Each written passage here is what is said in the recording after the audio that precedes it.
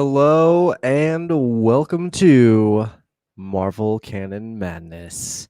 My name is Josh. I'm your host for this week's episode.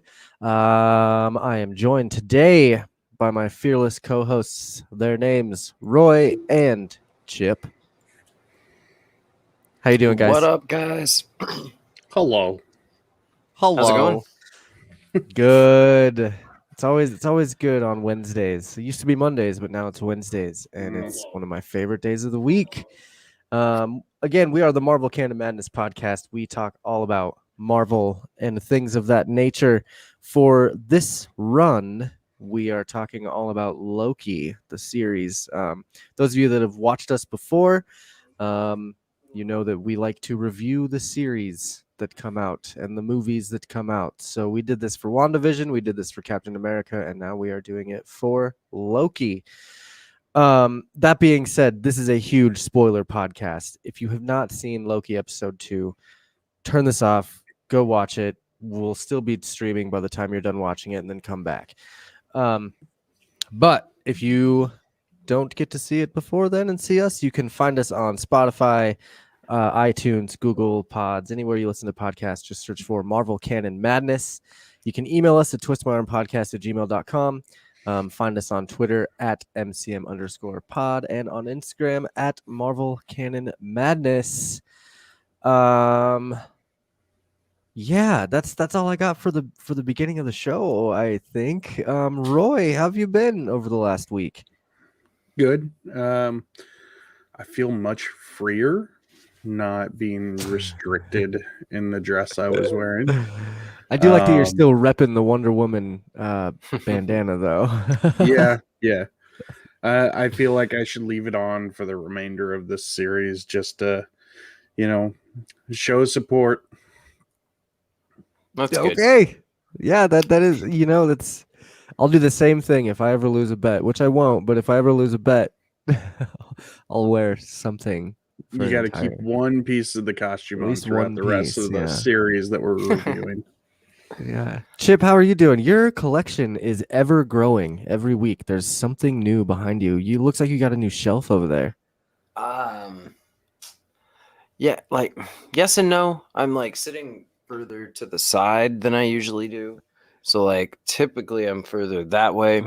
So this is like the Spider-Man shelf over here. Okay. This one here is the X-Men. And then over here I have the MCU. So all the live action ones over there. Nice. Yeah. Anything new? Anything new to your collection over the last week or two? G.I. Joes. Haven't gotten any new Marvel figs. I'm waiting on a bunch of pre-orders. It's like that golden time when everything's like waiting to be released. But the new G.I. Joe Classified series from Hasbro, those things are on point. They're 6 inches well. They're really good. I would almost say they're better than the Legends. Like they're just making them a little bit better. That's because Hasbro owns G.I. Joe. So Hasbro is getting 100% of profits rather than having to like pay royalties to Marvel. So they're definitely like going a step above for the G.I. Joes. I gotcha. But, the kid in me is not complaining. Heck yeah, that's cool. Anything crazy happen over the last week or pretty much same old, same old?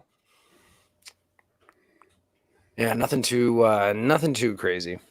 Just Loki episode 2, right? Yeah, just crazy theories. Crazy theories. We'll definitely get into those because I feel like there's going to be a lot of theories going on with this episode for sure. Cool. Well, thanks for joining, guys. It's always good to have you here on the Wednesdays talking about Marvel and all that stuff.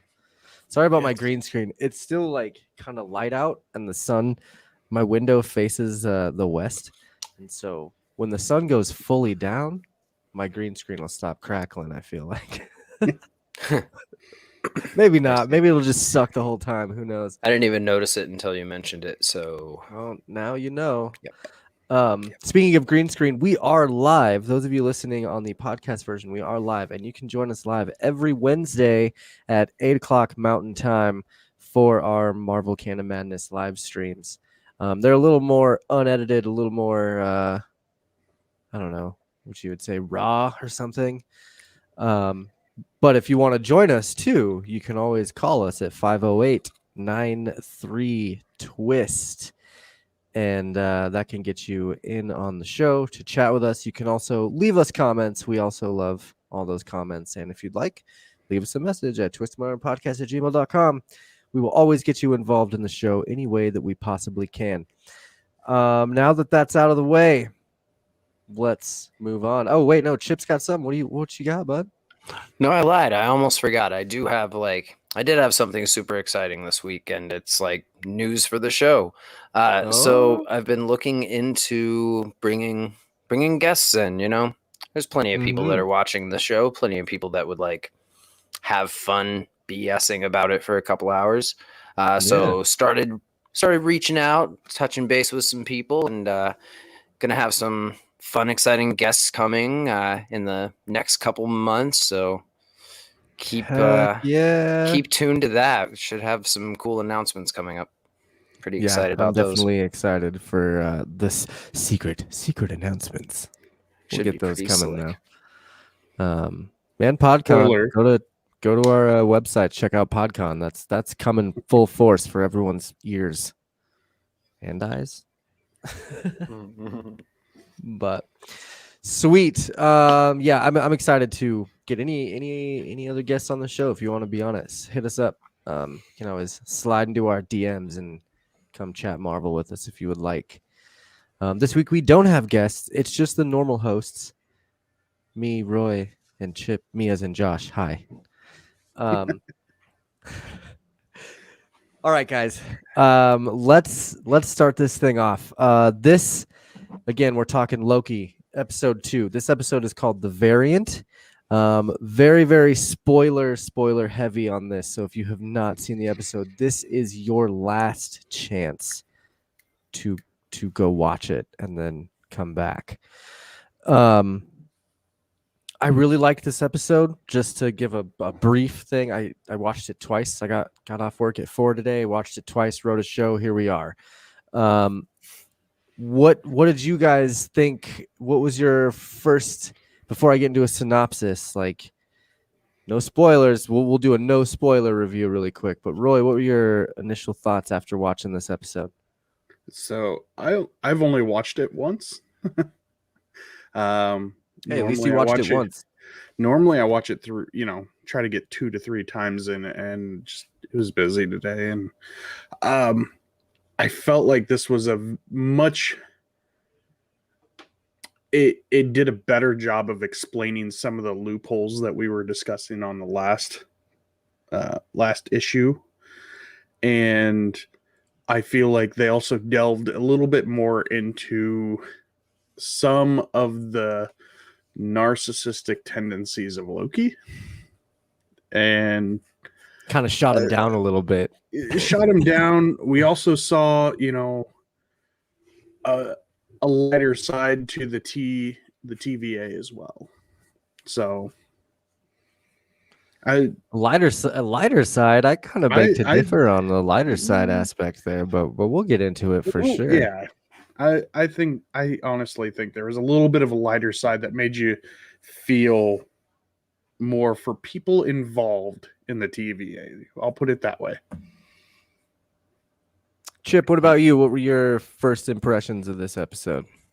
Bro, I knew it, dude. Agatha all along. I can't believe that I didn't just go with my gut and open up and predict it in the first episode, but I was wrong and I apologize. But Agatha Harkness confirmed, and it was Agatha all along. So sorry for ruining the big twist at episode 8, but there you go. Oh my God. Agatha all along. That's funny. She did. Good old Agatha. I'm not even gonna give the response to that. I'm just gonna give the synopsis instead. We start in Oshkosh, Wisconsin, 1985, where the TVA are ambushed by the variant they so desperately search for. A lead TVA agent is kidnapped by the variant, thus sparking an investigation by Mobius, played by Owen Wilson, and his new variant partner, Loki, played by Tom Hiddleston. That's my synopsis. I wrote that all by myself. What do you guys think? You pleased with that? Is that cool? Yeah. It's better than IMDb. Okay, cool. That's what I figured. The IMDb one was pretty freaking lame, but yeah. So this episode directed by Kate Herron, written by Elisa Karasik and Michael Waldron. Again, it has Tom Hiddleston, Owen Wilson. It also has Sophia Di Martino, which if you looked at the IMDb before you watched the episode, you would have been spoiled immediately. But then you got Gogu Mbatha Ra, who plays Ravana Renslayer, Sasha Lane, Hunter C20, Eugene Cordero, Casey, Wonmi Musaku, Hunter B52. I mean B15. The actors in this show are still amazing. I think Owen Wilson is stealing this show. He is hilarious with everything that he does. I mean, this is now episode 2 of Owen Wilson being in the MCU. Chip, what do you think? Are you happy with Owen Wilson so far? Yeah, he does not disappoint. I'm a fan. Mobius is the man. It's gonna be really it's gonna be pretty disappointing when he, gets murked off at the end of the series. But for now, he is the man, and I am thoroughly enjoying him. Yeah. Jesse asked, can a main character steal the show? Right. He is a main character, but he is stealing the show that's called Loki, not Mobius. So I could say that, yes, Owen Wilson is stealing the show of Loki. Roy, what are your thoughts on Owen Wilson and his comedy throughout, especially this episode? He has some really, really good stuff going on. He does. And I like the fact that he gives a more... So I'm used to seeing him in things like Wedding Crashers and anything with Vince Vaughn, really. Sillier stuff. And yeah, it's always the silly. And it's just, it feels like he's playing a more straight... He's not as silly. He's still silly in certain degrees, but it feels like the character is more forcing it as an act to throw people off while he's maintaining composure and analyzing an entire situation behind that facade. I would agree, and I like that you bring up the facade part of that, and that he's putting on an act, because there's a lot of mysteries about Owen Wilson, as well as his direct comedic approach to this is just pure Owen Wilson. Like, that's what he does. But as far as being a little more sneaky, he's doing a really good job. I think he's the villain. I honestly, I think he might be one of the timekeepers at this point. But that's my wild theory. But like, again, he's got some sort of other motive behind him, I think, and this one was starting to kind of show that. Roy? So last episode, there at the end there was a shovel in the field, and we found out that was from Third Millennia Tech, which we know is Kang the Conqueror era. Now, I might not be 100% correct on this, but I thought at one point that Kang was described as someone who has lived he's like everyone. He's the everyone man kind of thing, where he's lived enough lifetimes that he knows what it's like to be everyone. And you get a lot of banter between Owen Wilson and the woman who plays Ren. What is it? Renslayer? Is her name? Such a cool name. See, I'm these are characters that are kind of newer to me. I'm not 100% down with any of them. And the way they're coming off, like, I know that Renslayer is like a lover of Kang the Conqueror. So it kind of makes you feel like, maybe this is a nod to the everyone portion of Kang the Conqueror. Like maybe Kang has been in this situation before, or Kang is anything the like TVA. yeah, Kang is the TVA, so he sees everything, lives everything as if it's real time. Maybe. That's weird. Interesting. I liked the like we'll talk about it later, but remind me when we talk about the reveal later about my Kang thoughts. Remind me about that. Also, we're starting Kang Watch instead of Thunderbolts Watch. For this one, it's going to be Kang Watch. I feel like that'll be fun. Jesse mentions that Mobius, the name Mobius, is in reference to a closed loop. And if you guys remember Avengers Endgame, Tony Stark discovered the Mobius loop for getting back in time and back to their original time. Do you guys think that has any sort of like play there? Like, do you think that just that one little throwaway line from Tony Stark could be a big part in Owen Wilson's character? Chip? It's possible. It is interesting that none of the other characters have like time-based names, but like this dude does. Like, and that was something that stuck out to me from the start. I was like, okay, so Mobius, this dude has like I don't know. Nobody else has like a interesting name like that. They're all like numbers, or like Ravana, or like Casey. So I mean, I don't know. He's the only one that has an interesting name like that. Yeah, it's true. And you know, he did have that reference of I don't know how long I've been here. Time works differently here. So it could be in reference to like he's an anomaly, something like that. He's the Mobius anomaly that's just always there. I don't know. It's interesting. I'm excited to see more of him for sure. I want to see where his character goes and what he actually is. I think Mobius could also be a nickname. It's possible. He could be one of the Nexus beings that like is the same in every different multiverse. So right. I mean, I don't know.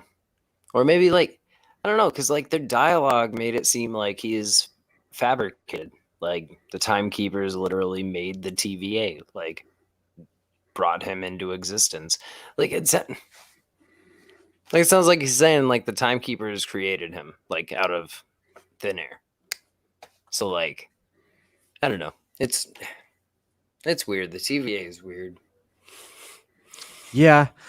And it's interesting that like oh man, that whole conversation between Loki and Mobius when he's like, do you know the end? And they're like, no, they're still creating it as we speak. Like, I don't think the timekeepers really know what the fuck they're doing. I think they're just kind of flying by the seat of their pants. They're unraveling the threads of time. Yeah, it's very true. Exactly what they said. It's like they're undoing the tapestry of time basically to create the perfect. It's weird how they explained it. They did. To me, it sounded more like, okay, we have a ball of yarn that's just all mangled and everything else, and as they untangle it, they are weaving it into a perfect tapestry. Order, no chaos, no nothing, right?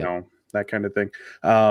So with Mobius, I don't know if you noticed it, but the TVA badge has the Mobius strip in it. Interesting. I did not notice that, but that's a really good thing to bring up. I mean, especially like, wow, I didn't even notice that. Mm-hmm. I'm telling you, Owen Wilson's got to be one of the timekeepers. No, just nobody knows about it because, if oh, dude, it's years are turning now. Why'd you tell me that? And it could completely be a red herring because of the way that Renslayer talks about, like, oh yeah, I talk to them all the time. I know what they're doing. She kind of gave off that vibe when she Mobius, how are they? And she's like, oh, they're great. They're so invested in this case. But Owen Wilson delivered that in such a way where he's like, she has no idea what she's talking about. I'm a goddamn timekeeper. Yeah, go ahead, make up some bullshit. You know? And like, and his character kind of makes it seem like he would do something like that. Like he would play that part and play the fool. And I mean, watching this episode, just at the very beginning, the investigation part of it, you know, he was playing the fool for a minute to see how far Loki would go. Maybe he's playing the fool with that lady to see how far she'll take it to prove that she actually knows the timekeepers. I don't know. But He's definitely got some secrets, and I think he could potentially be the power broker.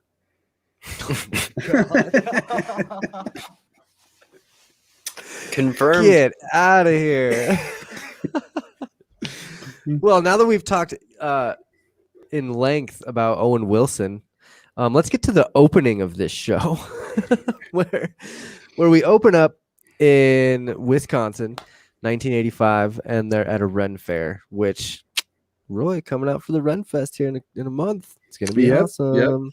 We'll be up in the Colorado area for that, one of the largest Ren fairs in the United States, mind you. We should dress up as TVA agents and go there. oh yeah, definitely. You know what? You can dress up like Loki, and I'll dress up like Mobius. I'll just put on a jacket that says variant and run around. It's a good one. But I love the opening song of this. Like, everybody needs a hero now and then, right? Mm-hmm. That song was awesome. Holding out for a hero, yeah. Yeah, what did you guys think of that opening of the C-20 getting kidnapped, the little battle scene, all the way up to Loki talking to the clock? What did you guys think of that? We'll start with Roy. So, with that scene, I think it's foreshadowing. It's definitely foreshadowing with holding out for a hero, because at this point, you know, the TVA is looking for a hero in Loki, of all places. They don't know what to do about the variant. But the weird thing is, maybe the variant is the hero because they're standing up to the TVA. So maybe the entire fight is kind of like the introduction to the hero in a sense. And like I said, I might have missed stuff, but from my point of view, just watching it, you know, the green enchantment on her, it made me immediately think of the Enchantress. Okay. Just because of the green emerald wisps of smoke that roiled over. I don't remember her name. Something 20. C20. C20. C20. Yeah, but it that made me immediately think of the Enchantress for some reason. Enchantress is a Marvel character too, right? Not just a DC. Oh yeah, right. she's a huge DC or Marvel. She's a huge Marvel character and one of the biggest foils between Loki, Thor, and her. Interesting. Okay. I'm trying to think of Scourge is her right-hand man, actually. Interesting. And it's funny how they mention Scourge, the word Scourge. All right, I'm just going to go out there. Spoiler alert. The variant is a woman. It's woman Loki. That's what it is. That's what we're talking about. We're trying not to talk about it, but here we go. It's woman Loki. Roy thinks it's the Enchantress. Now, bringing that point up, that's brilliant, considering that it's a Loki and Thor villain, right? Mm-hmm. Yeah. Yeah. I mean, yeah, it's a separate character in the comics, but I mean, like you could easily call her the Enchantress. Well, see, and Lady Loki is her own thing, I believe. Yeah. I think there was a point that Loki, being who he is, he took the form of a woman instead of a man. I don't think it was a variant in the comics. I believe it was Loki. Well, the Sentry eradicated Loki, and he was reborn as a woman. That's it. But would you think that maybe they could use that in this storyline where Thanos kills Loki and then he's reborn as a woman somehow, and then she's goes out of time to do whatever she needs to do, and that could be how she knows about the disasters in the future and the apocalypses. But that's very interesting. Jesse says he smells a bet coming on. I'm not ready to make that bet between Loki variant or Enchantress quite yet. Yeah. I think Loki variant's the safe bet there. Yeah. I don't think I would even take that bet. But I'm very close mentioned it was reminiscent. Okay. And I'm very close to maybe taking a bet on Owen Wilson being someone else. But I haven't figured it out yet. Okay. Mephisto. Everyone's waiting for the confirmed for sure. Chip, what did you think about the training, Loki's training, where he's like having to watch videos and talk to time, whatever, the clock, miss minutes? Yeah, I don't know. That's like, I don't know. That seemed kind of hackney, but I mean, I guess like you gotta train your assets somehow. It's one way to do it. I mean, it was a formality. It gave us a lot of insight. Like, it definitely like confirms that I was correct. Like, they're wiping out just like millions of lives every time they drop one of those things. So I mean, that's pretty intense. Genocide. Yeah, pretty intense.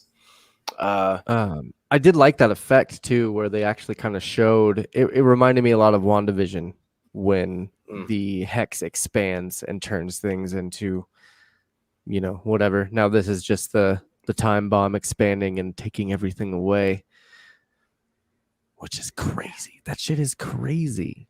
Yeah, it was pretty. Yeah, that was pretty badass.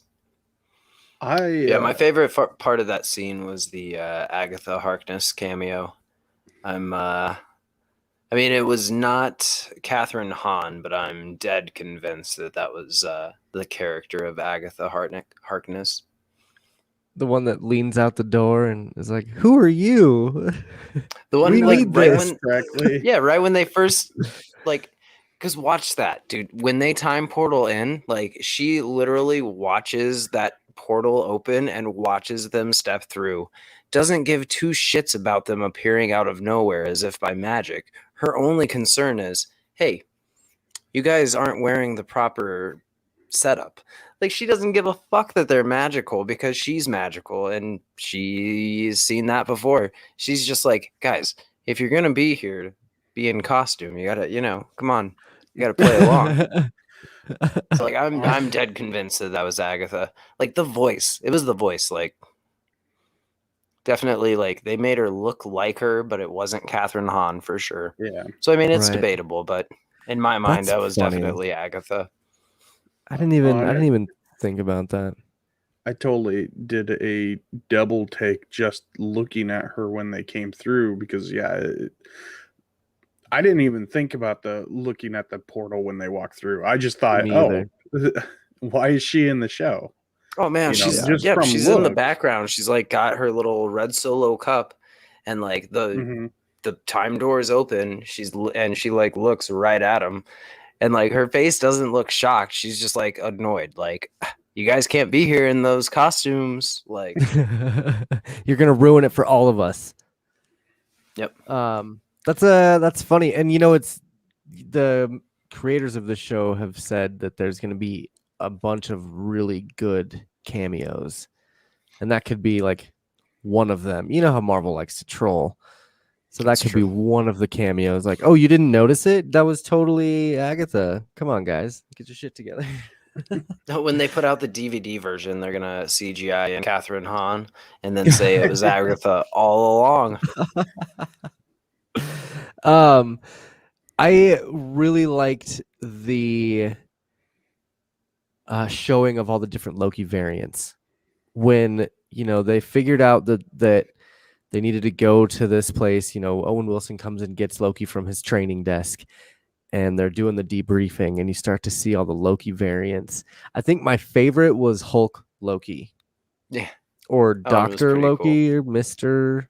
Hyde. I don't even know, but what did you guys think about that whole debriefing scenario? I mean, there were different, everyone is feeling different towards Loki, and whether or not he's a variant, they all kind of hate him. Yeah. Well, it's interesting that Loki's one of the most active beings in breaking the timeline. They've had to trim him more than almost anybody else. I think, didn't they say that they've trimmed him more than anybody else? I thought they said he's the one that we found the most. I thought they said almost more. I thought they said almost more. Yeah. Okay. That. So they implied that there's a couple more, higher than him, which is interesting. Yeah. Roy, you had something to say? Yeah, I want to go back to real quick back to the TVA training that Loki is going through, and this scene. If nothing else convinces me that the TVA is evil, it's this scene with Miss Minutes and the way she's talking with Loki. And the reason, I didn't think about it right when it was happening until I saw the credits after the show. But Miss Minutes, the TVA is literally being trained by a psychopath. With Miss Minutes being the voice actor is Tara Strong, who is the original voice of Harley Quinn. So you're just making a coincidence into a thing. It's making a coincidence, but I just thought it was a great coincidence that, I'm already thinking that the TVA are bad guys, and then they get, a complete the person who portrays a psychopath to be the person who teaches the TVA agents. To me, it was a good nod. That makes sense. I like that. And I was pleasantly surprised to see her name in the credits. Yeah, I do like that interaction with him and Miss Minutes, where he's like, "Are you alive? Can you understand me?" Mm-hmm. And she's like, "Kinda." So that's complicated. Yeah, maybe this whole thing is just an illusion. Because didn't Loki say in the first episode this is just some sort of illusion that whatever, an elaborate ploy. That'd be interesting if that were the case. If he just wakes up and back in Mongolia and he's like, wait, what happened? So with the debriefing, as we were talking about, the thing that struck me is as they were going through them, you kind of got different versions that they were showing, and I laughed so hard when we saw the Tour de France Loki, because it was all the rage. We got Lance Armstrong cheating and all that kind of stuff, and doping and winning, and then we get Loki, who is an Asgardian, so he already has enhanced stamina, strength, speed. I didn't even think about that. He's Loki Armstrong, just cheating his way through trophies and medals. How funny! Good call. He wasn't exactly cheating, but imagine the government finding out, oh, this guy who's been winning all these tricathlons and everything is actually an Asgardian. He's actually a variant. He's a variant. This whole thing is messed up. How funny is that? But I mean, so I wrote him down as I saw him. It was a blue Loki, which makes me think that one of the variants State of Frost basically, Giant. yeah, accepted his heritage. Then there was, I'm not sure if it was a troll Loki or like a Hulk, because I mean he was big and he was green, but Loki's color scheme is green, so it kind of makes sense. But Yeah, I you like to know, think it was a Dr. Loki, Mr. Hyde kind of thing, or maybe he got gamma radiation somehow. Although Thor did get hit with the full force of a star, so I don't think gamma would do much to a maybe god. not. Then there was the Satyr Loki. Um, Trollkey. get your bets. So then there was a Satyr Loki. It was like a half goat man Loki with a really long beard. Yeah. And then the And then what last about one the was like glasses Loki, the one with the really dark? He looked like Mr. Strange Loki from the Batman Strange or whatever. Hugo Strange Loki. I don't think I saw that one. He was the last one they showed, and he had like sunglasses on, and he kind of looked like. Oh, I thought that was like Norse Loki because he had like antlers and like actual barbarian Loki. Yeah, that one looked more like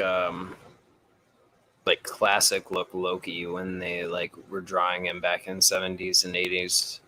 Okay. And he was like very like Norse. Yeah, that's totally what I was like thinking Okay. when I saw him. Okay. Yeah, I did. I liked their run through of all the different variants. Like, we've caught you so many times, dude. And then when they make him turn around, when he's like, "Well, I'm the better one, right? That he's not the lesser Loki." And they're like, "What does the back of your jacket say?" I love that when he turns around and it says variant. And he's like, "You assholes." And this is where I said that we see a lot of narcissism from Loki this entire episode, where he's like, I'm superior, I'm superior, Yeah. I'm the better one. He doesn't want to acknowledge that there may be better Lokis out there. Well, that's impossible. You're speaking nonsense right now. There's other Lokis? Yeah, better Lokis? Yeah, you're probably right. There's no such thing. There's only one Loki, and it's variant 25436. I don't know his actual number, sorry. I think wasn't it 1300 or something like that? Yeah, he's like, I don't know, he's like an offshoot of an offshoot. Like, he's not, I don't know. Yeah. So they do this debriefing, go through the really fun things, and then they go back to the circus where Loki proceeds to stall. And as Roy was saying, he's being, a narcissist through this whole episode, but he's also just kind of being the old Loki that we know and love, where he's just kind of being a trickster, At what point, Chip, did you realize that whole investigation from Loki was a distraction? I mean, I feel like as soon as Owen Wilson said, "I'm going to go get a snack," I was like, oh, okay. So this is just like keep him busy while you go get lunch. All right. Like, I don't know. Oh, I think he's talking about the tent, Chip. Yes, the tent. When they're breaking down, when they're investigating, they go back in time to Wisconsin and they're investigating. And Loki starts stalling. Yeah, I don't know. I didn't really get the point of that. Like, I felt like it was obvious that, like, it should have been an obvious move for Mobius not to buy that, because it's like literally the first time you've taken him out, like without a leash. So I mean, like, I don't know. That was weird. I'm like I'm still not sure if like other Loki was outside waiting to ambush them or not. So like, probably not though. But like, I don't know. I feel like it was just Loki testing the waters to see how gullible they are. Like, He Roy, does what say mention you? how gullible the TVA are, and he, to a point, he's right, because you can tell and you can see it in the expressions of the Minutemen's faces.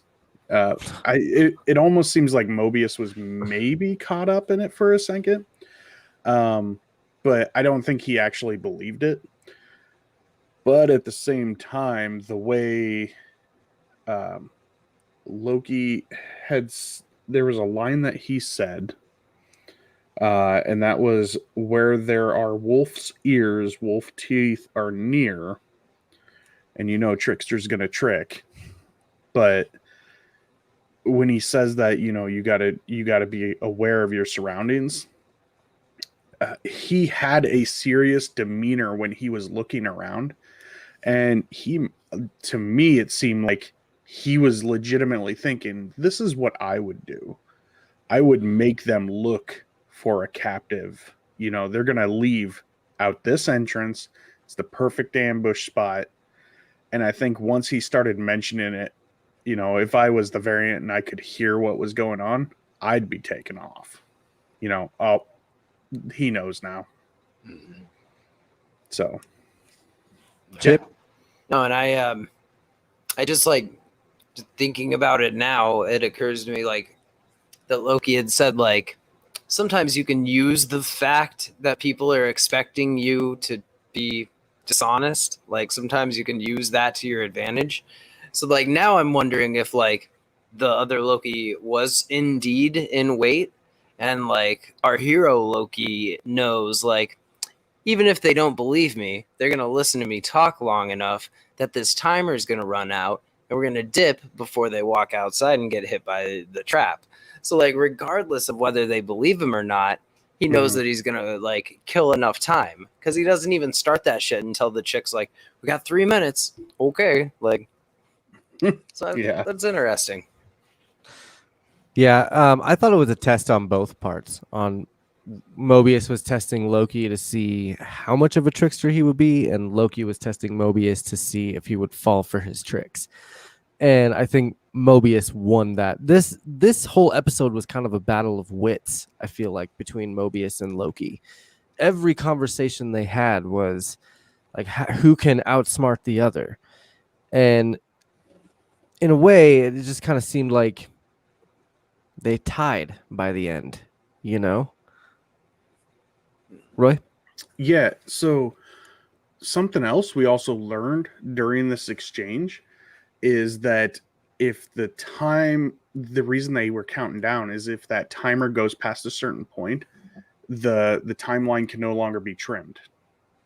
So they have only a specific amount of time to trim, and then if it doesn't, it causes a nexus event, like a cataclysmic nexus event. And that kind of plays heavily into later in the episode with things they're talked about. But it really got you thinking right away, well, what happens if, what actually happens to the timeline if that happens? So I thought that was a good takeaway from also how they played the entire situation to give you insight to that, and the Minutemen kind of becoming fearful. Hey, we got to go, that kind of stuff. Yeah. And that makes sense. At least there's a little more stakes there because I guess to me, I was like, oh, so the little line hits the red line and then that's it. But if there's some crazy cataclysmic event that's going to happen, then yeah, it makes sense that they need to get the F out of there. But Loki, in a way, I mean, in all honesty, there wasn't much of a mission there. The Lady Loki was already gone.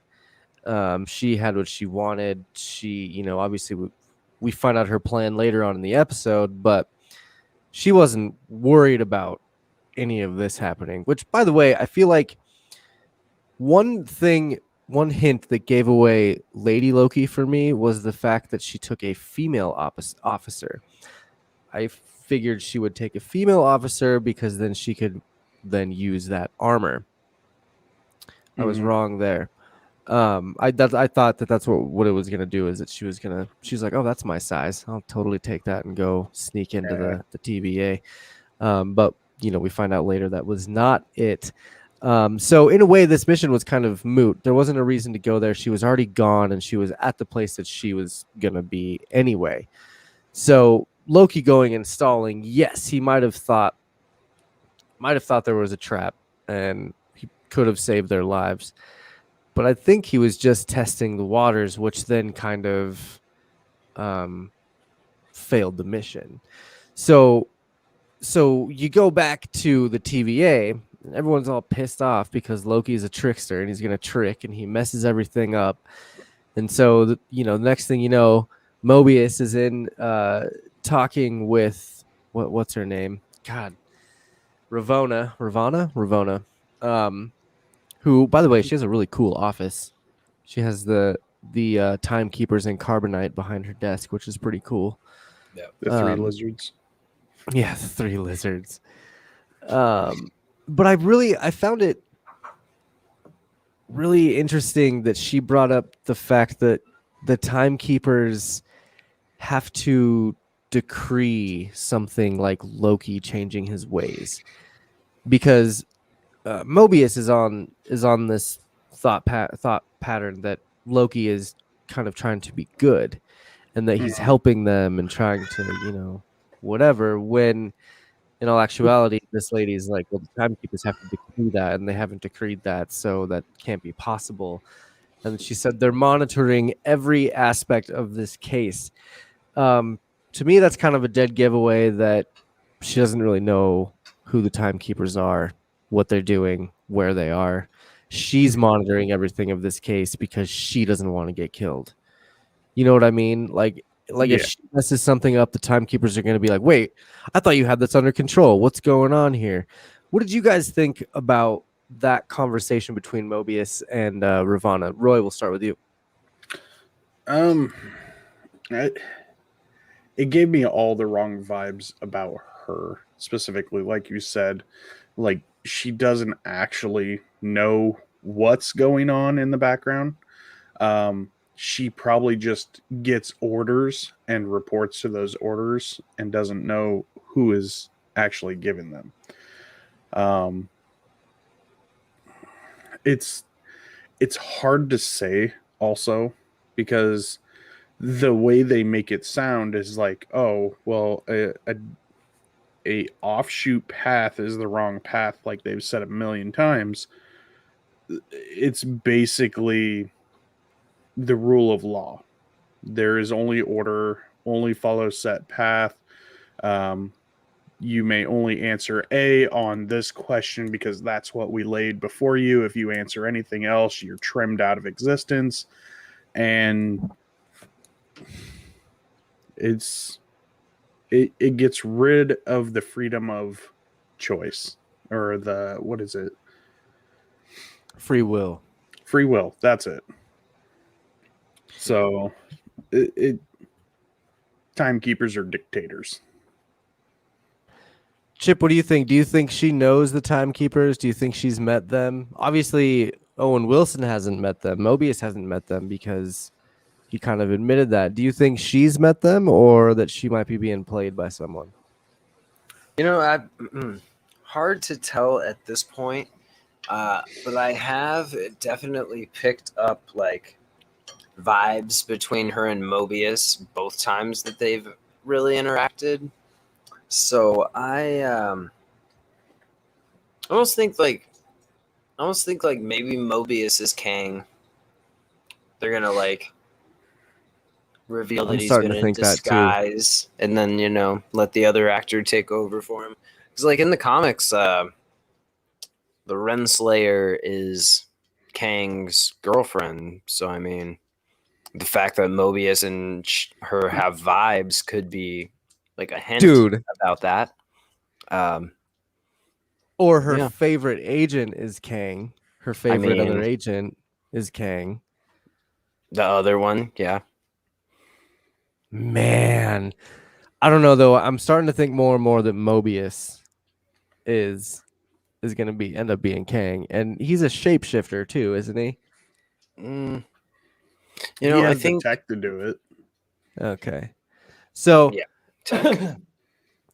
I would think that, like, at this point, I think Mobius and Ravana are timekeepers themselves, and they don't know it. That they like don't know that they're timekeepers, and that Kang is actually the third timekeeper that's keeping everyone out of the loop.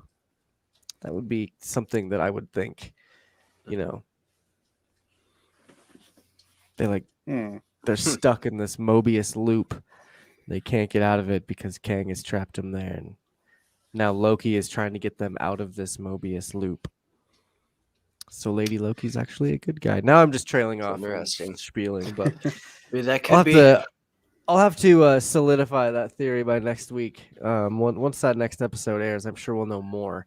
So I'll try and write something out.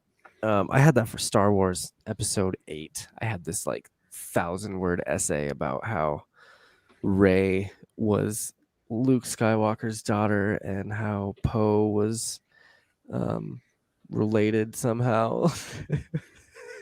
Fanfics. I was way off, but I wrote that shit, so I'll try and get someone or some sort of theory for this show, and maybe we can make a bet out of it. What about that Franklin D. Roosevelt High School pen? They really zoomed in on that. Do you guys know anything about Franklin D. Roosevelt High School? Is there some sort of connection there? I think I want to say it was one of the big integration schools. Let me see. Franklin D. I Roosevelt feel High like School. I missed that. No, because I feel like said, it was. I feel like it was one of the first schools that did integration, and okay. Yeah, let me. Yeah, I feel like I missed that little spot. I don't. Yeah, so it's when he's it. signing. It's like he's signing his write-up or something, and he uses this pen, and he makes a remark about it. Let's see. Mobius remarks he doesn't remember the pen and indicates that it came from a past field operation, humorously teasing Ravana about being aware of another secret TVA analyst he does not know, or that she keeps on the side. Her side piece. Her side piece, yeah. Sorry, I'm trying to read this as quickly as I possibly can. While you're doing that, so I feel like this is the second time we've heard the name Franklin in the Disney Plus series. Once with the beekeeper being Franklin in WandaVision, and now a Franklin D. Roosevelt pen, and it's FR, Franklin Roosevelt, which makes me think of Franklin Richards. Okay. Reed Richards' son. You think they're going to go that way? You think they're going to go with the Fantastic Four children instead? I don't know, but it's weird that the name Franklin has popped up twice in just the Disney Plus. It makes me want to go back and watch the Falcon and Winter Soldier to see if there was any reference of Franklin in that. And I know Marvel likes to drop kind of hints to future events in all of their series, even if they're subtle. It's just a nod in that direction. And we actually got one of those other nods in this episode, though it's a little bit later, when Loki and Mobius are jumping around time. Interesting. So this article coming from GamesRadar.com is saying that we're reading the same thing. It could be Molecule Man. The pen is special, maybe because it's a keepsake for Ravonna, because it maybe has some sort of level of power. That's where Molecule Man went to school or something. We're gonna have to do a little more research on that and come back next week for corrections. and try and dive a little bit deeper into that pen, because I feel like this article is doing exactly what we're doing right now. They're just going, yeah, it could be this. So there's got to be some sort of significance with that, and I would like to know what it is. You in the comments, if you know anything about the Franklin Roosevelt pen that they use, give us some info. Which, by the way, thank you all for joining us in that. Jesse and we have a few other people in there. Say hello if you're there. I think Ixie's in there. Thank you guys for joining us in the live chat. Again, we are Marvel Canon Madness. We are live every Wednesday talking about Loki. And then after Loki, we'll be talking about everything Marvel. So, all right. Now we're going to the library, which was one of my favorite parts of this episode. I I like that Mobius just sits Loki down. He's like, here, read all this. I need you to figure out something about this case. You need to find something that I can work with, please. And he sits him down in this giant library, which is really freaking cool. And then apparently lets the librarian know that Loki is only allowed to read things about Loki, whether it's past or future or present. He is only allowed to read Loki things. Yeah. Chip, what were your initial thoughts after this whole library scene where he's going through, he's going through all these records and kind of making fun of them? He's like, oh, the Minutemen get ambushed again by the variant. Big surprise. Oh, look at that. Another coincidence. Ugh. And then goes and talks to the librarian, who basically just shows him his own file. He's looking for anything about the timekeepers. He's like, I need to know about the end of time. I need to know about the beginning of time. And she's like, no. Nope. I'll give you a book about you, and Classified. that's it. Yeah. Chip, what did you think about that whole montage of reading all that stuff? I thought it was pretty funny. Like, he's the librarian was pretty hilarious. Because obviously they're gonna let any staff know about this random ass variant running around their library asking about, like, so I feel like there's no way she wasn't aware of his presence already because of the type of organization the TVA is. And then, like, I just really liked how he had to hit her bell to get her to pay attention. Like, she dead ignores him the first 2 times he says anything, and he like daintily taps the bell, and then she finally gives him her attention. It was I do that at work sometimes. I'll be like looking up and I'll see someone, and I'll be like, ring that bell, and I'll wait till they ring the bell. What about you, Roy? What are your thoughts on the whole library scene? I think it plays into a scene a little bit further along with Mobius, and I guess the thing I noticed to me is when he's reading the file about the Ragnarok, the destruction of Asgard, and you see, like, yes, I agree with Jesse that he was genuinely heartbroken about the destruction of Asgard, but only momentarily. As he was reading it, he had that light bulb flash on, and he went from being awestruck to like, oh, I can prove that I'm better now, and I know. Mm-hmm. And then he rushes off to talk to Mobius in the lunchroom. Yep. And when he gets there, I find it increasingly funny that he proceeds to do his demonstration with Mobius's lunch, even though Mobius isn't done with it.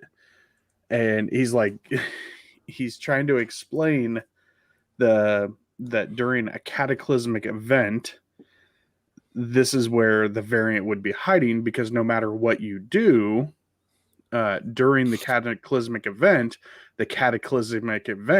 will wipe out the remnants of what you've done, thus setting the timeline correct anyways, just like how the reset charges do. So he's sitting here putting the salt and the pepper in the little, I don't know, a salad. I couldn't tell what it was. And I then haven't he tries finished that to salad use yet. he I tries really to wanted use that salad. he tries to use that off Pepsi product, and it's empty. So he gets up, and you see Casey again, which I hope we see Casey every episode, honestly. He's like, hey, you. Hey, nice to see Yes. Yeah. He proceeds to take, I don't know what it was. It looked like one of those. It was a juice box. Be honest, it was it's a juice box. Yeah. Well, it was, sure. but it looked like a coconut milk container. Yeah. And even when he pours it out, it looks milky. Looks like But an he's honest like- kid's juice box. Yeah, as he's pouring it in, he's like, no matter what, this is Ragnarok. It's happening. It's pouring in your salad, and it's wiping away that salt. You know, which salt being a metaphor for all, you know, bad things that are happening during it. Yeah. And it kind of Owen proved Wilson that is like, sorry.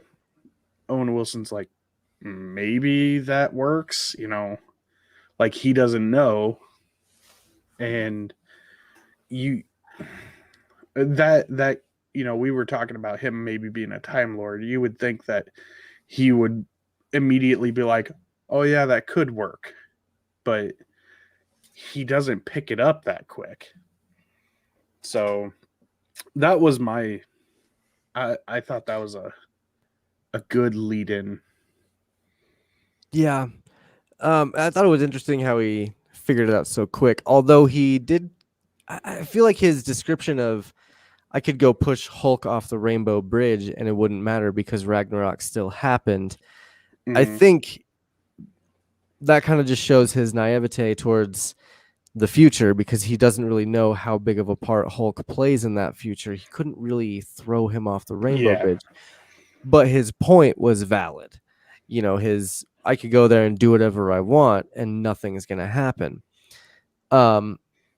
I like that he pointedly targeted Hulk with the throw him off a bridge. Oh yeah, man. He hates Hulk, and them just still kind of throwing that in there is awesome. I did love the Ragnarok music callback that they had when he was reading about Ragnarok, and they did that kind of that music where he's getting the light bulb and he's like, I got it, by George, I got it. And the more we see things when they go back to Pompeii, he's, you know, he convinces Mobius to go back to Pompeii so they can mess with things before the volcanic eruption. And I feel like Mobius, being the Time Lord that he is, didn't detect a variance because he knew what was going on. You know what I mean? Like I feel like something might have happened there. Maybe something, him getting the goats out of anything he did could have. It's like the butterfly effect. Any dust that you kick up could change the course of time. But then again, I could be wrong. And Owen Wilson could just be like, "Oh shit, he's actually right." I don't know. Maybe Owen Wilson's like spinning all the wheels behind the scenes. Like maybe that's why he's like, somebody comments like you're really fond of that Loki variant. Like maybe he's really fond of this Loki variant because he's already involved with the other Loki variant and it's all his plan. Like he's the one that made Loki sit down with that paperwork so that Loki could see the Ragnarok thing, so that Loki could figure out, hey, you could hide here. I mean, Mobius knows that Loki's a smart guy. So, I mean, like, I don't know. It could all just be Mobius, like, spinning wheels in the background, like, moving pieces where he wants them to be right now so that he can do his, like, big coup of the TVA. And maybe he's been cursed. Maybe there's some sort of curse going on where he goes in a loop constantly. He's gone in this loop over and over and over and over again, and he's trying to do anything to get out of this loop, or whoever put him there, and giving Loki hints as to how to get out. I mean, there's so many possibilities with this, you know. That's a good thought. I only have two things about this scene. The first one being a subtle hint to the future of the MCU from the Pompeii. I don't know if you knew it, but I immediately thought of it was Kit Harington was in the Pompeii movie. So I felt like it was a nod to Kit Harington, who is our future Black Knight. Okay. I watch a lot of movies, so that's okay. And what was there was another thing about this scene, and now I've drawn a blank. It's the Pompeii scene. We'll skip ahead because I lost my train of thought on that one. Loki's I did we're from the future. We are from the future, right? Where's it seems future-y. Yeah. I did like the fact that hiding in an apocalypse, I thought that was a really cool little loophole. Obviously, I'm just trying to dissect everything by saying that Mobius knows what's going on. That's why he's not detecting a variant. But I mean, in all actuality, like that is very smart to go hide somewhere that's going. Sound. It makes sense, like so how many shows out there have tried and failed when it comes to time travel and like explaining time travel, even Marvel properties. And obviously, like there are certain things you could do that would create a variance. Like if you show up to Pompeii and you like etch, like Loki was here, if you like etch that in a wall, that might actually create a variance because that might survive the fucking explosion and be petrified. But like, if you're just talking about like you're running through the streets willy-nilly stabbing people, that's not gonna matter at all because all those people are gonna get covered in ash anyway. Right. So I mean, there are things you could do that would still create a variance, but I mean, I feel like if you're there hiding out, you're not going to do anything big and obvious like that. So I mean, it's a really clever, really logical, like hideout. Oh, yeah. I remember my other point, and that's I feel like the Marvel producers and anyone involved in the storyline probably had to read Ray Bradbury, simply because he is a fictional author who dealt so much with the butterfly effect. Yeah, and there's a lot of that stuff. Also, Fahrenheit 451 seems to be a kind of like a big deal in this future. It's like, this is order, this is what you do. Don't read books. Don't change the timeline, guys. Yeah. The timeline is the books. Don't go do it. I mean, it's just leading up to Multiverse of Madness. I think everything is going to lead up to Multiverse of Madness. And I think that's going to be our Avengers, 4.5 or whatever it is. Like it'll be Avengers Light. You'll get kind of this dark Avengers feel with maybe not dark, but like magic Avengers where you got Scarlet Witch and Doctor Strange and Loki and maybe it's even Lady Loki that ends up coming into this universe. I mean, they are moving very fast towards like an all-female Avengers cast, so it's very possible that Lady Loki comes and joins the good guys. And Lady Loki, Lady Loki is a part of A-Force as well, which is like the all-female team that Marvel had for a minute. But yeah, so dang, now that I think about it, She-Hulk as well is a member of the A-Force. So like she's coming in. That's two of the members right there. Huh. Yep. Jesse said he just read on Reddit that TVA City in the Quantum Realm. Time passes differently, and the Infinity Stones don't work there. That makes sense, and we discussed that last week actually, that they might be in the Quantum Realm, because the city kind of looks like a watch. No, and that's just kind of like that was just our initial thought, but I I would agree that they could be in the quantum realm, and that would make so much sense that it's a Mobius loop in the quantum realm. What you got, Chip? Spectrum is also an A-Force. So that is literally 3 of the A-Force members that they have like just dropped within the last like couple months. So that, huh. So A-Force Yeah, man. watch now. A-Force watch. That's all right though, man. We need more female characters anyway. I mean, it's cool that they're bringing all these people in because, I mean, it's been so dominated by male characters that it would be nice to get some more female superheroes in there. I mean, you got Miss Marvel coming in too. She could probably be a part of it, I'm sure. But anyway, moving on to they obviously they figure out that you can hide in an apocalypse, so they have to figure out which apocalypse Lady Loki is hiding in, which at this point our hero Loki doesn't know that it's Lady Loki yet. They really referred to Lady Loki as he a lot in this. A lot. Anytime they were talking about the variant, she was referred to as he. Well, he's doing this, he's doing this, he's doing this, he's doing this. They really, really, really pounded that down our throats that it's probably a dude. Well, twist, it's a lady. And I am pretty sure that we talked about it possibly being Lady Loki last week, if I'm not mistaken. So whenever this happened, they go to Georgia or wherever they go for this apocalypse that's happening. And you finally get the reveal of Lady Loki. But you don't get it immediately. You kind of get this what did I call it? Consciousness travel. She's transferring her consciousness between people, and then finally you get to the reveal. So whenever B15 hits touches the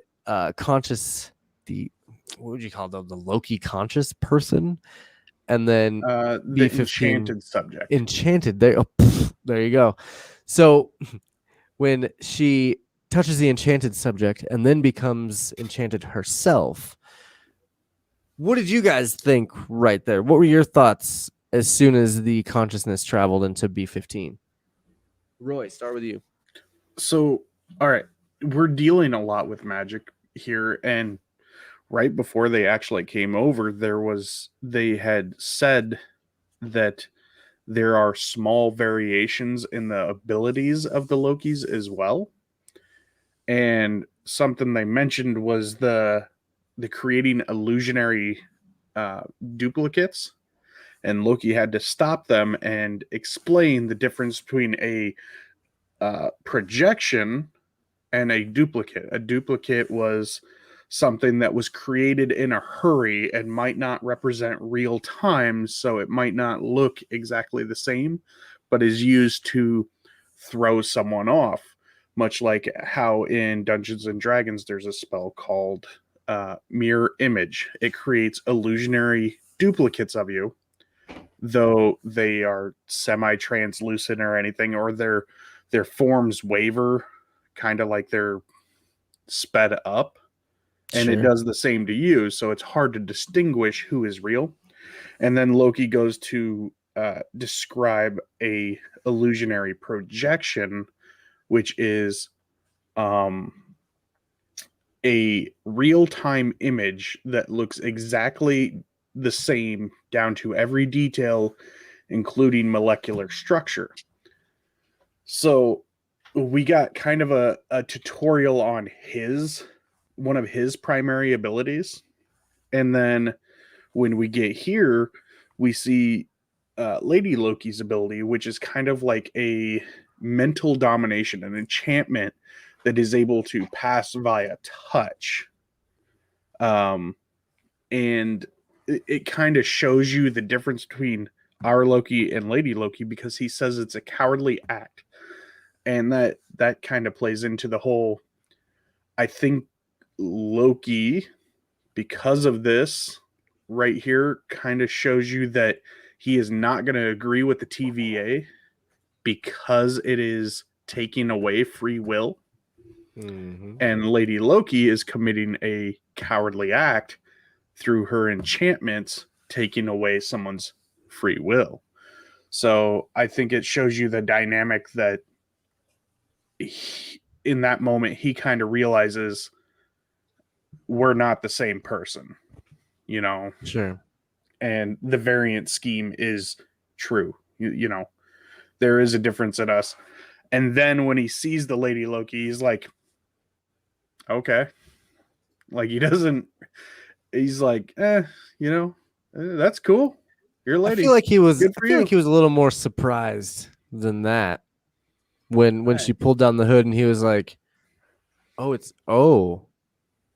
I really feel like there's a little bit more of a surprise there that like he like all of his thoughts and predictions of who this is and what they could be just all crumbled right in front of him because he was like, Mhm. I thought this was me. I thought this was another version of me doing this whole time. Like she doesn't even look like me.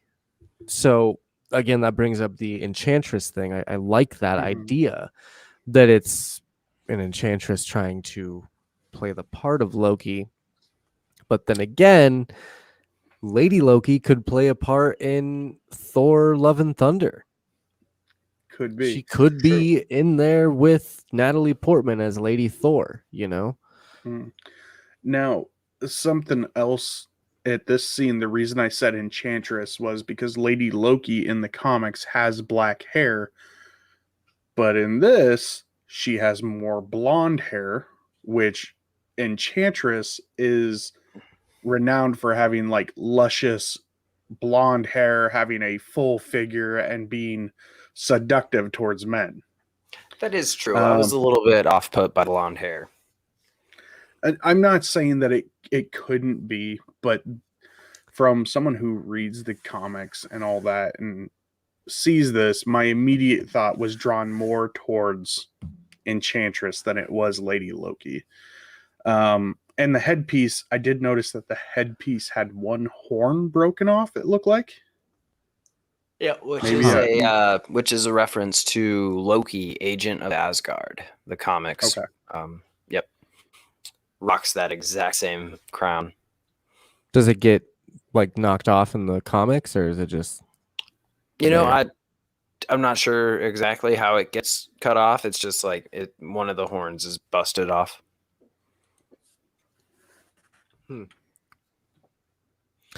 I don't, Jesse says we should make a bet on the Enchantress or Lady Loki. I don't want to make a bet. I'm pretty convinced that it's the Enchantress. Like you guys talking about the blonde hair and the green magic and everything else, like fairly convinced that it's, I don't know. You did it, Roy. You crazy some bitch, I'm in. You did it. So is this the bet? Is this the bet we're making then? Oh, absolutely not. No. Okay. I'd go for it. I already had to pay the punishment once, so I'm always down with because that safe bet. I don't want to make a safe bet though. The other one wasn't a safe bet. This one, I feel like this one's a fairly safe bet that it's not a Loki variant, that it's a different type of villain. Or like Jesse was saying over here, it could be a simulation of Kang to see the timeline where he wins, which is fairly interesting. But the Infinity Stone is not working there is a dead giveaway that that's in the quantum realm for sure. So does Owen Wilson say wow before the finale or in the finale? Probably. We take it over under. I'd say episode 4. We'll get a big reveal. Wow. So something Jesse just said, this is a simulation for Kang to see the timeline where he wins and what breaks it open to create actual multiverse of madness, really. Mm-hmm. So if I remember right, madness or insanity is basically what was the term? It's doing the exact same thing over and over again, expecting stuff to change. The definition of insanity. So yeah, so right there, it's insanity is a form of madness. I guess Mobius is repeating the same thing. Maybe that's a good point. It's just Did you just that's a good point yourself? I no, not Did you just- myself. I meant to Jesse. Jesse saying that's a really good point. Oh, okay. That Kang is repeating the same thing, expecting something to change to create, or trying to find it. The loop is this entire simulation from Kang. I don't know. It's a tangent, but it's like that definition and the multiverse of madness. It was like, oh, that is actually really good. Yeah, man. Like, I'm just this whole us talking about this is just raising more questions than I feel like I'm getting answers for. This show is doing a lot of that, and I love it. I love that. I think this show is so much like leaps and bounds better than WandaVision and Falcon and the Winter Soldier. And not because those shows are bad by any means, but I just feel like I'm so much more captivated by this show. You know what I mean? Mm-hmm. I feel like each show has something it's trying to represent. WandaVision was representing grief, depression, and those feelings. And then Falcon and Winter Soldier was more of a coming to self-realization type of story, realizing that I need to step up, I need to do this, because it was that way for both Bucky and Sam and Bucky, because they both were going through the same shit, but by the end of the series, they're like, okay, we're good. We had to work through our issues to accept ourselves. It was more of a self-acceptance kind of series. And with this is more of, there's no like true emotion that I can tell yet, except for this is just a joyride right now. There's not, I don't know. It's literally making me question my sanity. This is like back into like meat and potatoes Marvel, where like people have powers, shit's gonna start like getting super real. I'm excited for it. We've had a couple. It's very comic booky. It's so much more sci-fi now. That's so what I mean. Like we had WandaVision that was like a whole thing on in and of itself. Bucky and Cap was basically like a spy thriller, just generic action movie. And this is like, this one actually feels like we're watching Marvel comics again. So I'm super stoked on it. Well, I feel like we're getting an actual story that has to do with the MCU again. Like this show is going to have huge implications to the future of Marvel, whether it be the next few movies or the next few years. Like this seriously could set off so many things. I mean, the end of this episode when Lady Loki drops all those bombs into all the different timelines, dude, that was nuts to see their timeline just branch off into all these crazy splinters. Like that could seriously have just ruined the MCU. You know what I mean? And like, changed so much in it. Oh yeah, did you see some of the locations that those time bombs went to? I caught a couple, like Sokovia, I think was one of them, and Sokovia, Ego, Hong Kong, one of the other places from Guardians. Like every single locale from any of the movies, like just got a bomb. Like, like this whole lot of nonsense. She's like wiping out the entire story of anyone that was involved in the Battle of Thanos. I think she basically just gave us the entire What If series. Like, I I feel like the entire What If series is just different branches that she just created now. Like, I was thinking that while I was watching it. I was like, holy shit, all those What Ifs are just branches that she just made, basically. Huh. That's interesting. And I like that, Jesse. The Time Lords are TVA employees. Or sorry, the TVA employees are mind wipe people from Prune Timelines, which, I mean, Loki. Yeah. They could totally do that with him. Like, I feel like theory. that he would be asked to work for them, and then, given the good old C3PO R2D2. I'm gonna turn around and have Steve Rogers as a TVA employee after he took the time stones back. Oh, sorry, bud. You got to come with us. You're now Captain Timeline. Yeah, Captain I do Timeline. Like that, I just created a new superhero, guys.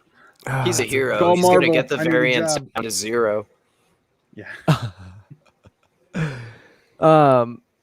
Yeah, I'm excited. I'm excited to see what else happens here. You're absolutely right. She could have created that entire What If show. This series is only 6 episodes, if I'm not mistaken. What? I'm pretty sure it's. Let's start the petition. They need to add a couple episodes. Just heavy-handed Adam on the end. I believe they said that it's already been confirmed for a season 2. Oh, see that? So I don't know. I'm gonna double down on my prediction that at the end he's just gonna be a time cop. Here you go. Yeah. Loki premiered on June 9th and will consist of 6 episodes. It is part of Phase 4 of the MCU. A second season is in development. Nice. So yes, a second season is there. I mean, they had to. They knew the show was going to be good. And Tom Hiddleston and Owen Wilson are fantastic together. Yeah, they are really good at playing off of each other.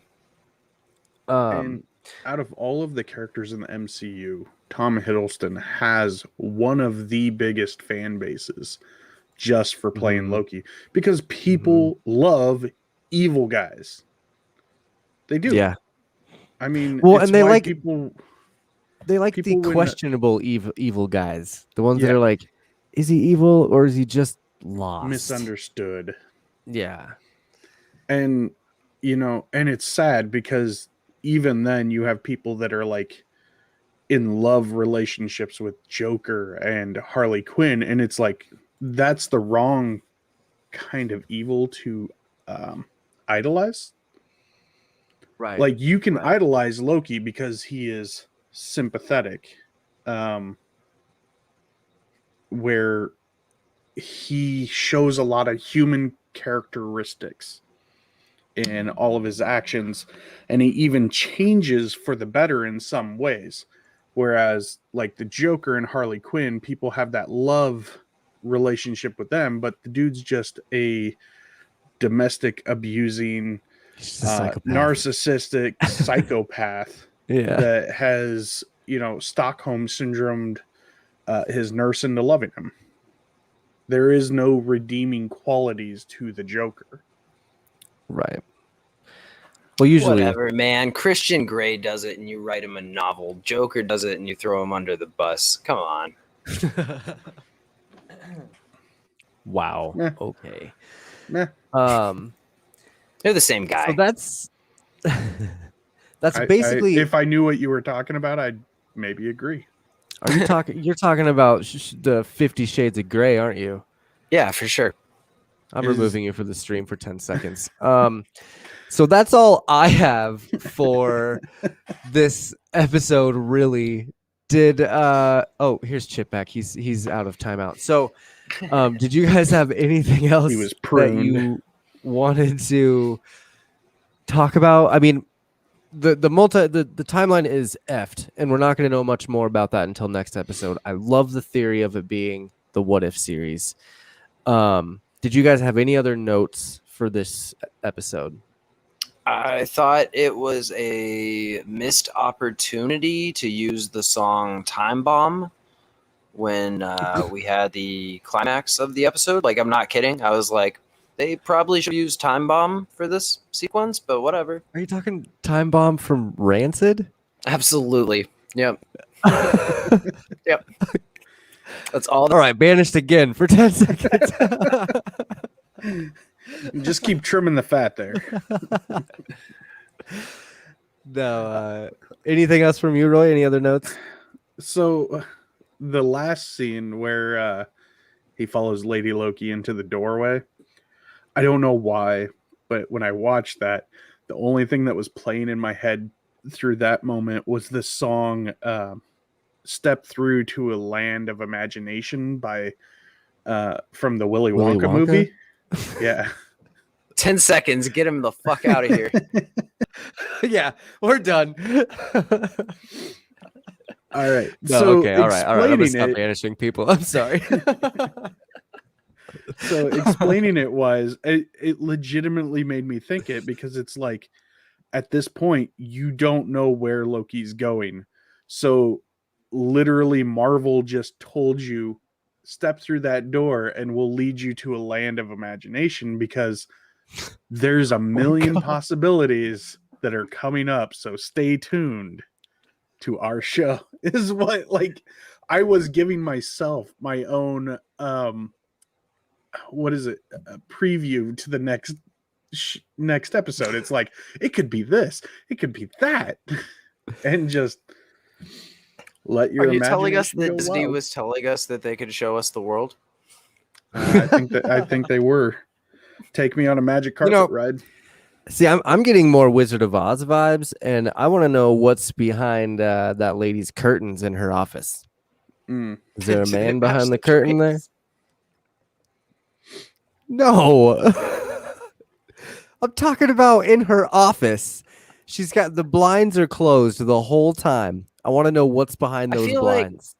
Are they closed every time? Because like I They're thought, closed I every actually time. like the at the end of the episode when it cuts to her in the office. I was thinking like, man, her office is like especially dark right now. They're, Like when and they're- Owen I Wilson noticed was it. in there, it was a lot Yep. brighter. So I was thinking they were open earlier. They were closed earlier too. They were closed, yeah. They were closed in every scene with that. So I would love to know what's behind those blinds. I feel like it's just the city behind the blinds. At a couple points, like I noticed movement behind them, and it like seemed like the shapes like of like those little ships that you see flying through the city. It seemed one of those like floating outside. So like I almost feel like it's just standard window. It is interesting that the blinds have always been closed. I kind of like the second time we saw her, it was especially dark, and I noticed they were definitely closed. So I was thinking like earlier they were open. See, and but I just imagine like the Mortal Kombat background from Mortal Kombat 2 where someone's just tied up behind the So- curtains. Real quick question for you guys: is the Multiverse of Madness, Doctor Strange 2, coming out before No Way Home, or is No Way Home before It's Multiverse before. of Madness? It's before. So you got the next here are the next movies off the top of my head. Black Widow, Shang-Chi, Eternals, Spider-Man, Doctor Strange. Okay. So I don't know. All right. So I pay a lot of attention to Spider-Man stuff. That's Spider-Man's my boy. He's right behind me. And I don't know if you've noticed, but the Twitters for a lot of the Sony and No Way Home and even the other countries' No Way Home trailers have been hyping Spider-Man a lot more during the last week. So with Jesse's question, are they waiting for a specific episode of Loki to air before they drop the Spider-Boy trailer? And I think you mean Spider-Man. I Correction, don't know. sir. I think I think they are getting ready to at least drop a teaser, maybe at the end of Loki. Because they got to start hyping it up. I think the Brazil Spider-Man page accidentally dropped the it was Spider-Man No Way Home, like their title card where Is Spider-Man was glitching. like phasing in and out and glitching. and it had the music behind it, and they immediately had to pull it off Twitter. Like, of course, people captured it and got it's it, but like, it's got definitely into the Spider-Verse vibes. Yep. Yeah. Well, and from what I understand, like between the shows Spider-Man and Doctor Strange, they're all supposed to be kind of like a trilogy of sorts. So like WandaVision, I guess Falcon Winter Soldier doesn't really have much to do with it, but WandaVision, Loki, Spider-Man, and Doctor Strange are all part of like the multiverse saga, I think is what I've heard. Even potentially the Eternals. I think Eternals is going to be the start of the X-Men. People don't like it, but I think it's what's going to happen. They're gonna start off the X-Men. Maybe that's my theory. But before we get into any more theories, let's move on with the show. It's getting a little late. We got 2 segments to go through. So the first segment that we have, this one is called Casey's Cart. This is the part of the show where we go through our favorite scenes and lines of the show. This week I don't have a bumper for this particular segment. I do have a bumper for the next one, though. I'm excited. So I'm going to start this one off with my first. I have a shot of the show and a line of the show. Chip has a shot and a line of the show. So I'm going to do my shot. Chip will do his shot. And then Roy will do his line. Chip line, my line. Cool? So here we go. My shot of the show is the first scene when they enter the library and they're coming down the elevator.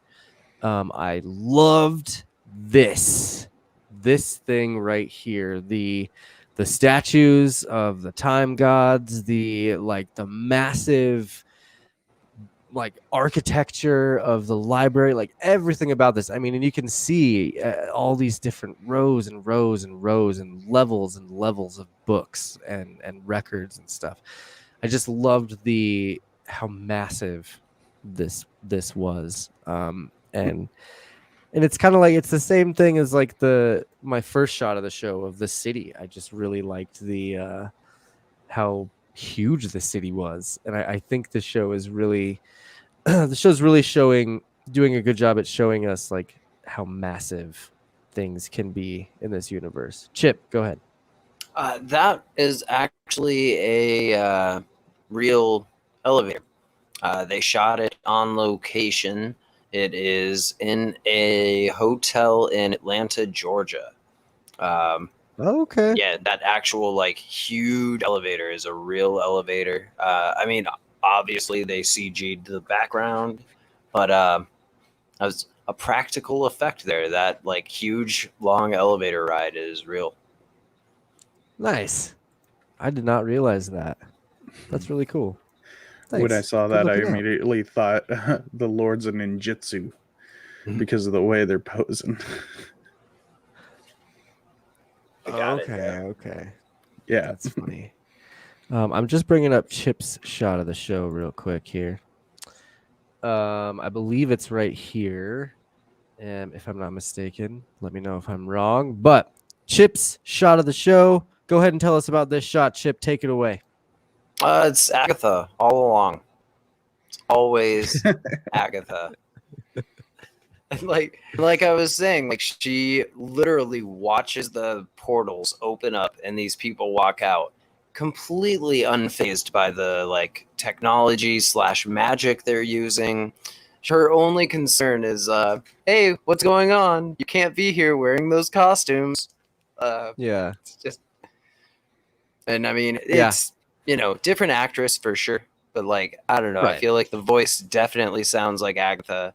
The look is very much like Agatha. It would make sense that she would go to Ren fairs, want to like be back in her old days, Right. Yeah, that makes sense. I like that. That's funny. All right, thank you. Cool. Those are our shots for the show. Roy, start us off with your favorite line of this week's episode of Loki. So my favorite line, and the reason it's my favorite line is because they took it straight out of Norse mythology, was the where there are wolf's ears, wolf's teeth are near, which basically, translate to yeah, your weapons may keep you safe, but your instincts will, keep you safer. It's right along those lines of there. So those sayings, there's a million of them. Another one would have been a rotten branch is found in every tree. Nothing is perfect. Look hard enough and you'll find a flaw. And I feel like they're gonna play into Loki's understanding of situations with that. So that is, I said that a lot. I stuttered. Sorry, there was a spider that just flew down in my face, so I had to kill it. It was like hanging right here. That's what I was doing. I apologize. You're fine. But that's what editing's for. Yeah, I do love that line though. You actually stole my line. That was my initial one, and you obviously did a better job of describing it. I would have been like, yeah, here's the line. It's cool. Yeah. But yeah, your description of that is way better than I would have ever done. That's a good point.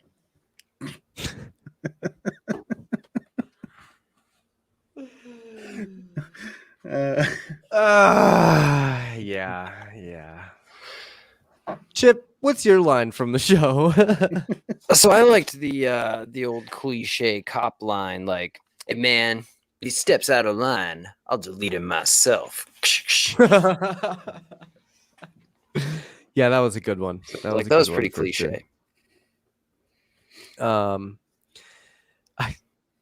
I liked that one. Mine was also from Mobius. Two options. A, because I see a scared little boy shivering in the cold, and you feel kind of bad for the little ice runt. Or B, I just want to catch this guy, and I'll tell you whatever I need to tell you. I picked B on that. I think that I guess in a way I kind of picked both. I think he does have a little bit of a soft spot for the little ice runt, but I also think that he's just doing anything he can to find this variant that's messing up his timeline that he's created so long ago and been stuck in for so long with this Mobius loop that he needs to get rid of Lady Loki. I liked Loki's response to that because I feel like it shows us that Loki is underestimating Mobius. Like he does not. Like he even says it like you can't manipulate me, buddy. And I'm like, bruh, he's been manipulating you this whole time, but okay. Yeah. No shit. So I love his response. He's just like, you don't have to pity me. So like Loki obviously picks option A because he's like, well, this dude can't be deceptive. He's not me. Totally misunderestimating Mobius. Yeah. I agree. I totally agree. And I'm excited to see how much more Mobius messes with Loki. But that's going to be it for Casey's Cart. We're going to move on to... Oh, wow. Wow. Wow. Wow. Wow. Yeah. Wow. Wow. Wow. Wow. This is a nice boat. That's right. It's time for the wow factor. Wow. This is the part of the episode where we rate the show, and we're rating it out of 10 wows this time. So, Roy, what's your rating for this week's episode of Loki, the variant? So, I mean, the episode was good. I feel like it wasn't amazing by any means, but it was good. I'm gonna go with an 8. I feel like it's done a good job of maintaining my expectation for the show. There were a few high moments, but overall it wasn't jaw-dropping because I was kind of expecting Lady Loki. I wasn't expecting her this early, and That was the kind of bombing I wasn't expecting right away, but it did definitely throw me for a loop for what is coming. Like, I expected to be 3 episodes in and maybe start getting this stuff.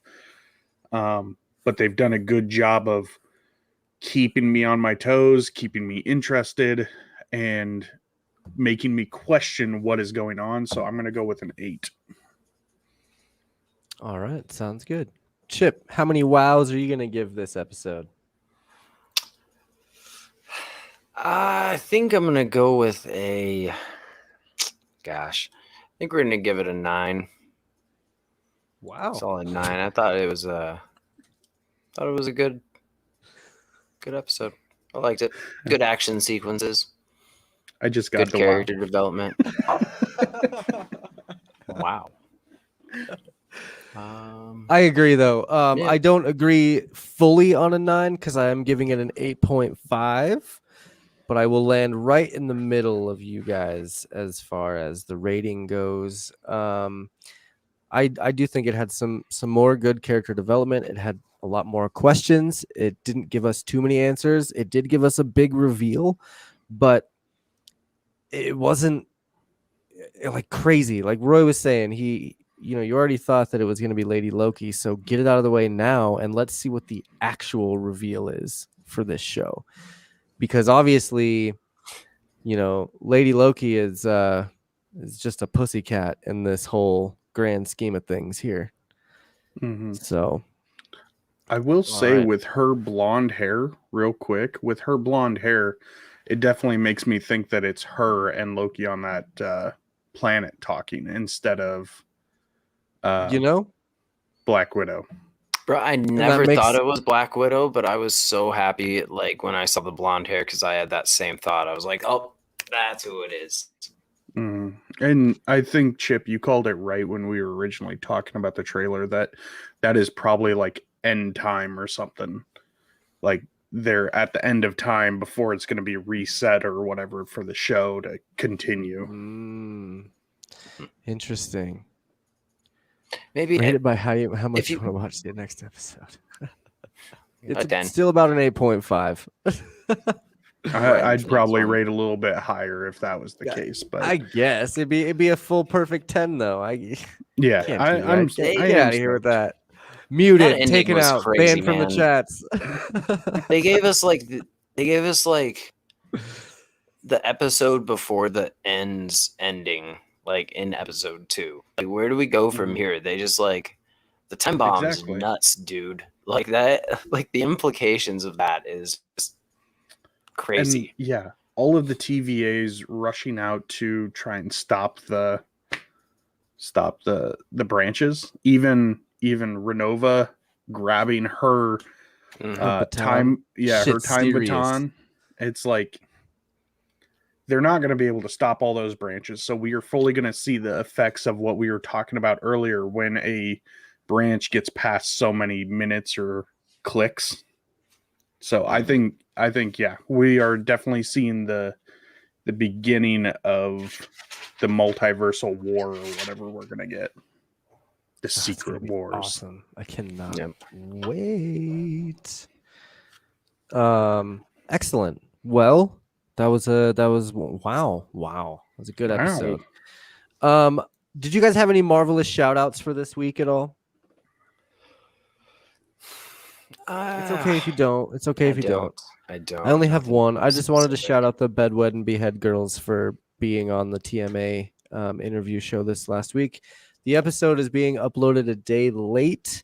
There's a lot going on, so the episode's getting uploaded tomorrow evening. But I just wanted to shout those ladies out because they are great. And if you haven't listened to the Bedwed and Behead podcast yet, you need to go check it out. They play that old high school game, Fuck, Marry, Kill, with celebrities and your favorite TV shows. So it's a lot of fun. And it's not celebrities, actually. It's just actors and their characters. It's characters. So, and you find out why they only do characters and not actors in our little interview. So check it out on Twist My Arm podcast tomorrow evening, anywhere you listen to podcasts. I do want to thank everyone for joining us in the live chat today. Jesse, Ixie, Rek and Ixie. And then we had K2 Save My Life. I'm guessing K2SO. I like that name. Thank you. And then, yeah, anyone else that was in there. Thank you guys for watching. Join us next Wednesday for episode 3 of Loki on the Marvel Canon Madness podcast. And yeah, Roy, what else you got? Anything? Nothing.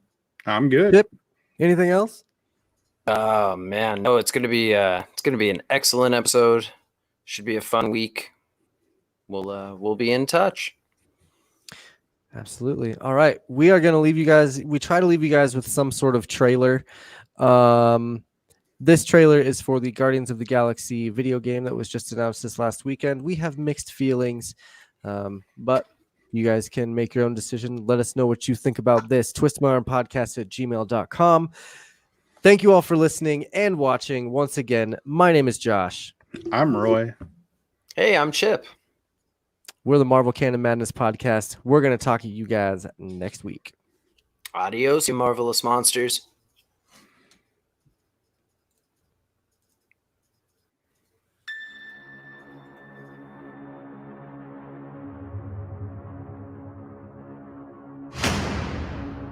I am so proud of you.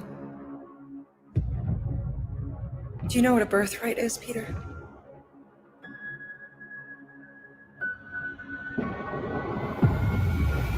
Something that's a part of you. Like your name.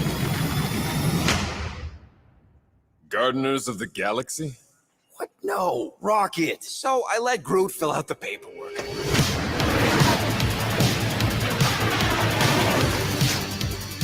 So we got fined. We appear to be 6,963 units short. I know, we clearly need a plan. If you see anything with claws the size of Drax, let me know. We got this.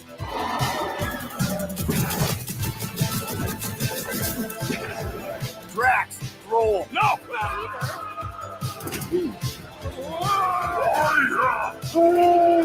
You want monster? I'll show you monster.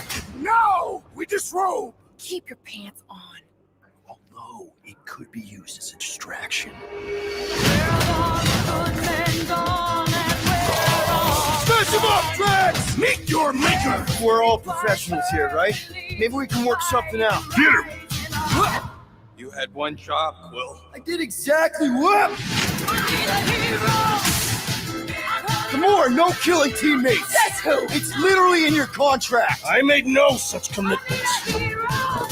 In less than 3 cycles, all would be lost. The galaxy cannot be saved, Peter Quill. We can do this together. Fucking great, Quill!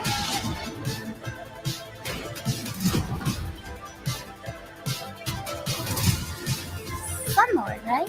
It's Star-Lord. Oh, crap!